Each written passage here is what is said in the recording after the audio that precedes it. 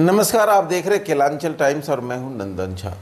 बिहार में विधानसभा चुनाव की सरगर्मी तेज है और सभी दल के संभावित प्रत्याशी चुनावी क्षेत्र में जोर शोर से लगे हुए। इसी कड़ी में आज हम लोग बरारी विधानसभा से राजद नेता सह संभावित प्रत्याशी कह सकते हैं डॉक्टर एनोल हमारे साथ हैं, जो लगातार क्षेत्र में बने हुए अल्पसंख्यक चेहरा हैं और इनका कहना है कि अल्पसंख्यक ही बरारी से महागठबंधन को जीत दिला सकता है।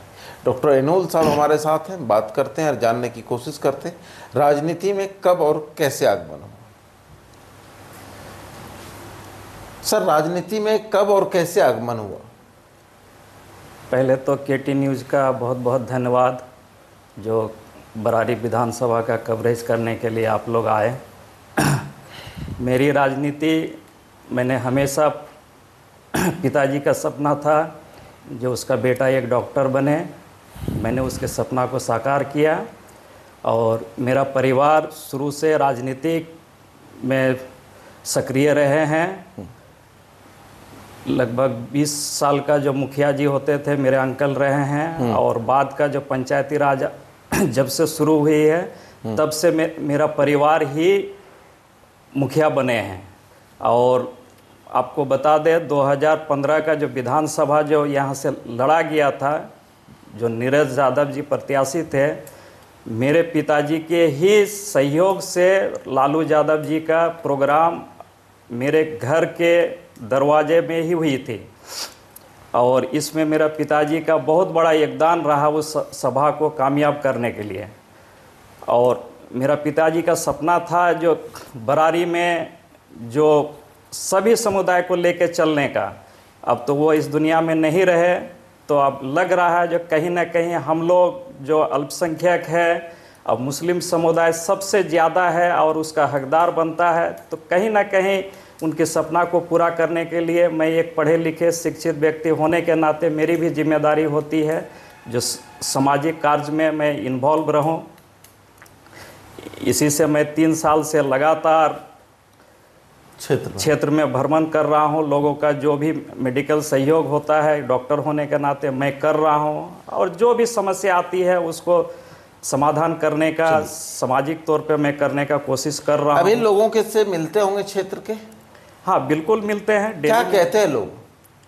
लोग कहते हैं जो ये हम लोग का हक बनता है और यहाँ समीकरण भी बताता है। पिछले इतिहास को भी देखा जाए, जो हम ही लोग का समुदाय से 6 बार विधायक रहे हैं, तो ये तो जग जाहिर है जो यहाँ पे हम ही लोग का मतलब बनता है। मुस्लिम को ही हक मिलनी चाहिए। राजनीतिक अगर हिस्सेदारी की बात की जाए तो ये मुसलमानों का ये सीट बनता है। अब ये पार्टी तय करेगी क्या करना है। बरारी विधानसभा की मुख्य समस्याएं क्या है? मुख्य समस्या तो एक तो फ्लड इफेक्टेड एरिया है, गंगा के किनारे बसी हुई है, जो काफ़ी समस्या का सामना करना पड़ता है फ्लड के टाइम में। ऊपर से गरीबी है, जो प्लान एक बहुत बड़ा मुद्दा है। और चिकित्सा का सुविधा और कम्युनिकेशन पहले से सुधार हुई है, लेकिन फिर भी अभी कम्युनिकेशन का भी बहुत अभाव है। अगर डॉक्टर एनोल को पार्टी उम्मीदवार बनाती है या डॉक्टर एनोल चुनाव लड़ते हैं तो 5 मुख्य काम ऐसे क्या होंगे जो डॉक्टर एनोल प्राथमिकता के बेस पर करने की कोशिश करेंगे? मेरी तो पहली प्राथमिकता होगी जो एजुकेशन को बढ़ावा देना, शिक्षा को बढ़ावा देना। शिक्षा के बगैर किसी चीज़ को आप पूरा नहीं कर सकते हैं। दूसरा चीज़ हेल्थ पे, चिकित्सा पे, इस पे सुधार होनी चाहिए, क्योंकि ये पिछड़ा क्षेत्र है और गरीब बहुत सफ़र करते हैं। हम उस फील्ड से आते हैं, इसलिए उस चीज़ को महसूस करते हैं। और दूसरी बात है कि प्लान भी रोकने का, जो मजदूर क्लास है उसको भी रोकने के लिए भी एक प्लान होना चाहिए। आखिर कोई भी नया शादी करते हैं, अपने जाते हैं, बाल बच्चे नहीं, वाइफ को छोड़ के लोग जाते हैं, बूढ़े माँ बाप को छोड़ के जाते हैं, तो उसकी जिम्मेदारी आखिर बेटा के भी होती है। तो बहुत कहीं ना कहीं परेशानी, आदमी को पैसा भी चाहिए, माँ बाप का भी सेवा करना चाहता है, लेकिन एक दूसरे से जुड़ी हुई चीज़ है। और कम्युनिकेशन भी अच्छी होनी चाहिए। अगर कहीं पे स्वास्थ्य व्यवस्था अच्छी है, अगर सड़क अच्छी नहीं होगी तो आप समय पे नहीं पहुंच पाएंगे, तो फिर वो भी एक समस्या है। और बाढ़ का जो कटाव है, ये इस पे सही से काम नहीं होते। आए दिन हम लोग देखे हैं, रात रात दिन बांध के किनारे लोग ग्रामीण क्षेत्र कैंप लगा के बैठते थे, कहीं कट नहीं जाए। कटने का मतलब है कि पूरा गांव बह जाएगा। तो ये सरकार की जिम्मेदारी बनती है।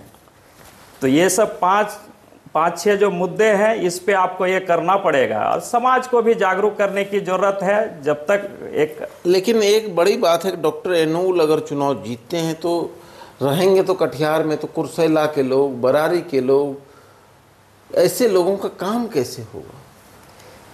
एकदम होगा। आदमी चाहने से एक सिस्टम में परिवर्तन लाना पड़ेगा। और ये मैं रहता हूँ, घर ही में रहते हैं कि बरारी पहले तो एक ही प्रखंड हुआ करता था, बरारी।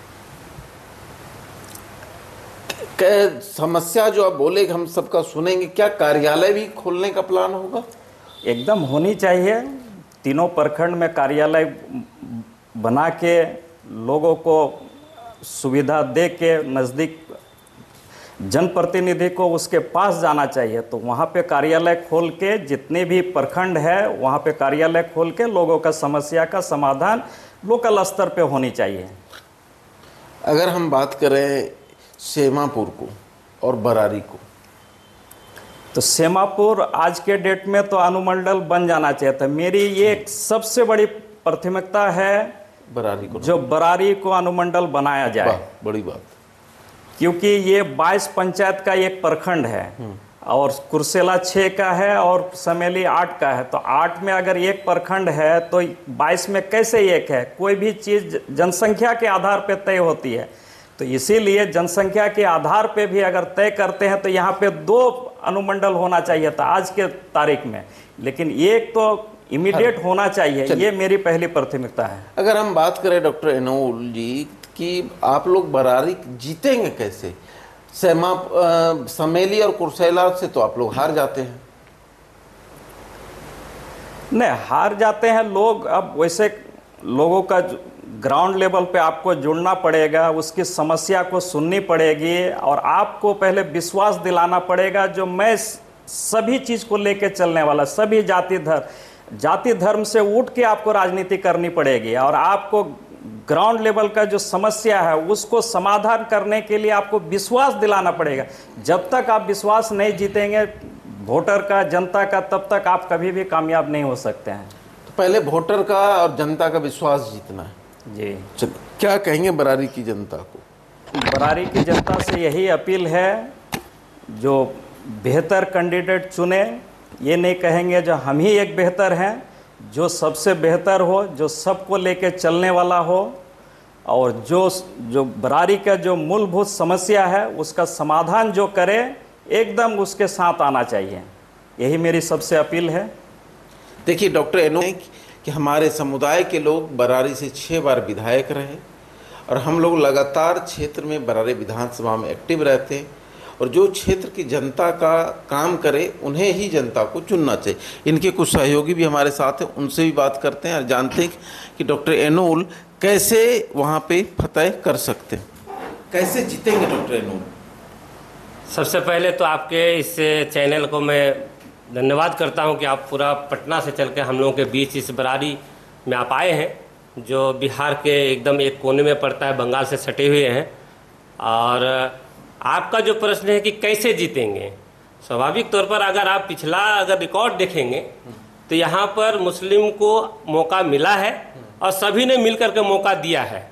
और लगातार डॉक्टर साहब जो जनसंपर्क कर रहे हैं, लोगों के बीच जा रहे हैं, लोगों की समस्याओं को सुन रहे हैं, लोगों का एक अपार प्यार और समर्थन इनको मिल रहा है।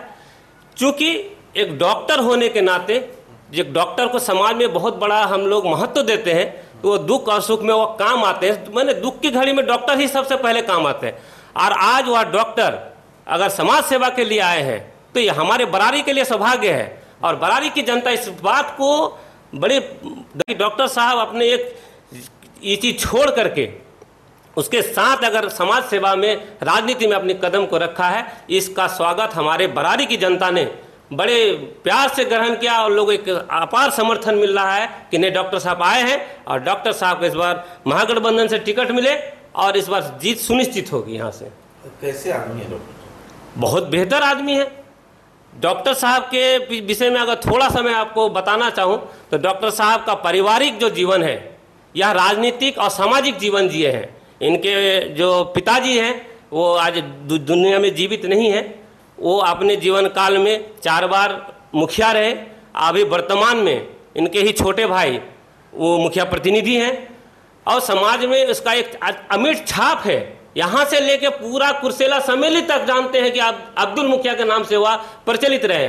और एक उनका बहुत बड़ा पृष्ठभूमि क्या रहा है कि लालू प्रसाद यादव जी का जो 2015 में यहाँ पर रैली हुआ था, जो पूरे बिहार में ऐतिहासिक रैली था कि अपार भीड़ यहाँ पर आई थी, उस रैली का जो नेतृत्व था वो अब्दुल मुखिया साहब किए थे। इससे आप अंदाजा लगा सकते हैं कि डॉक्टर साहब का जो परिवार है सामाजिक और राजनीतिक रूप से किस प्रकार से जुड़े हुए हैं। और निश्चित तौर पर यह पूरा इलाका और खास करके अल्पसंख्यक समुदाय और जो महागठबंधन का जो समीकरण है, ये सारे लोग जानते हैं कि डॉक्टर साहब या डॉक्टर साहब का परिवार किस प्रकार से राजनीतिक रूप से सक्रिय रहे हैं। और सारे लोग इनको चाहते हैं कि इस मैदान में आए और इस बरारी का नेतृत्व करें। देखिए, इनके प्रतिनिधि भी यही कह रहे हैं, बरारी का नेतृत्व करें। अच्छे व्यक्ति हैं, काम कर सकते हैं और अभी भी काम कर रहे हैं। धन्यवाद।